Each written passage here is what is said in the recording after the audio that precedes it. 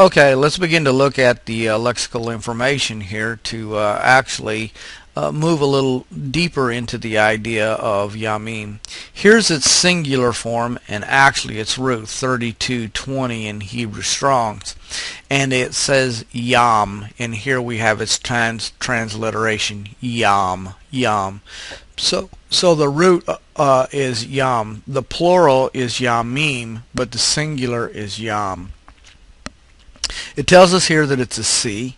It describes the Mediterranean Sea, the Red Sea, the Dead Sea, the Sea of Galilee. Each one of these is a Yam. And then we see it can be a sea in general. It could be a mighty river such as the Nile. It could be the sea, the great basin in the temple courtyard, the mikvah, or the collection of waters in the temple courtyard. Now, not a mikvah, but the sea, the Yam, was called what? It was called the sea, the place where they would wash their hands and wash their feet.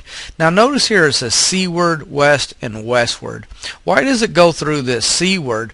Well, seaward you should be able to really understand easily that it would be toward the direction of the sea.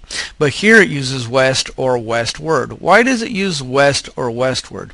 Well, you have to keep now in mind the idea of geography. Because geographically speaking, in the land of Israel, in Eretz Israel, the west side of Israel is given to the Mediterranean Sea. And therefore, sometimes the word Yam excuse me, is used for west or westward. So we have a geographic definition of the word, as well as we have other lexical information with regards to the seas or rivers, as in this case. So the Nile was also seen as a Yam because it was a tremendous or a mighty river. But seaward, the sea of the Mediterranean, was also associated with the west.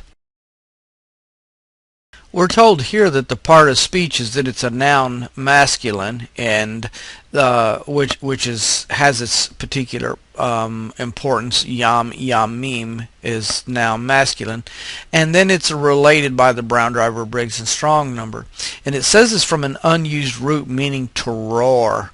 And so here you can actually gain a little bit more information, right? That the idea of what roaring has to do with the noise of the sound that the ocean would make. So the gathering together, the collection of waters is one definition.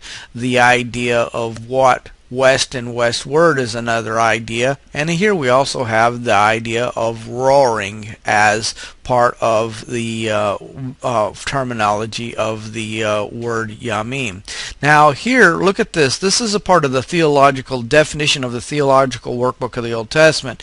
And it says Yam is used over 300 times referring to the sea. And over 70 times it's used to refer to the west or westward. Once in Psalms 107 it is translated from the south. But this must be a manuscript error, although Isaiah 49:12 also uses Yam in the opposite, to north. So sometimes we have scriptures, and while I don't necessarily believe that it's a manuscript error, there must be something with regards to those texts as to the way that they're used that would indicate that it was the south, and it might be a possible location or something of that nature.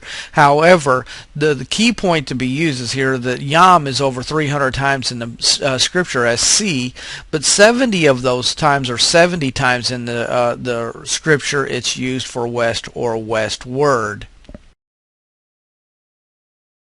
Okay, let's go back here to our Strong's number in the Theological Workbook of the Old Testament.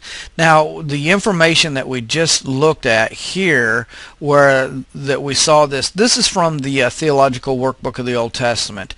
But it's interesting because the Theological Workbook of the Old Testament really doesn't give us that much more information than we've already covered in our lexical data.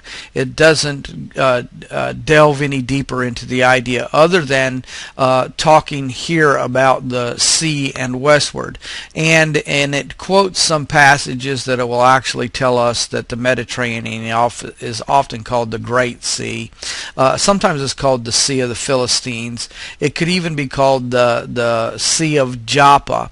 And then the Dead Sea is called the Sea literally of salt in Scripture. And or it can be referred to as the Sea of the East, or the Sea of Arba, which would be the East or the Eastern Sea. So you have all those. One other phrase that would be key will be the Yam Suf, which will be the Sea of Reeds, which has been typically called the Red Sea, but literally the Sea of Reeds or the Sea of Weeds, as sometimes it could be translated.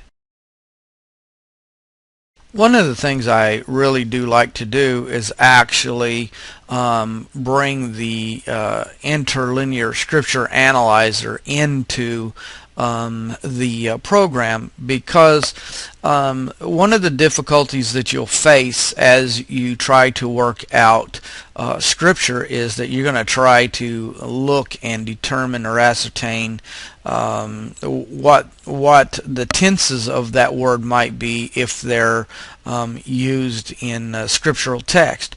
So I like to bring this in all the time because it gives us the ability to look through it. The tenses as they're used. Okay, first word here at the top is ha-yam,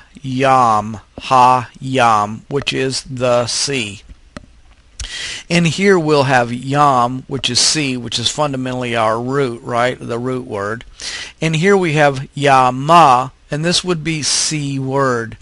And here we have again yam, same exact spelling, but context is going to determine how this is used, obviously, which you should know about every Hebrew word, that it is determined by its context. So here we have yam, which means sea of, yamim means seas, be-yam, in the sea, yam, sea of, and then we have miyam, from the sea, the mem at the front here saying from. And so you can see plenty of those definitions and plenty of those things. Use the interlinear scripture analyzer and make sure that you see your tenses and let that help you define the idea of all of those tenses that are used in the text throughout the text. Okay, now you know yam, right? Now you know what all the word yam means. Well, at least you have the basics and you have the fundamentals. So next week what we'll do is we'll actually be able to finish up this passage right here, because we only lack one word to finish up this passage. Well, keep your review going. Keep those flashcards flipping, right? You need to flip flashcards so that you'll remember everything. My name is Dr. Walter Oakley. This has been Taste of Hebrew. Shalom.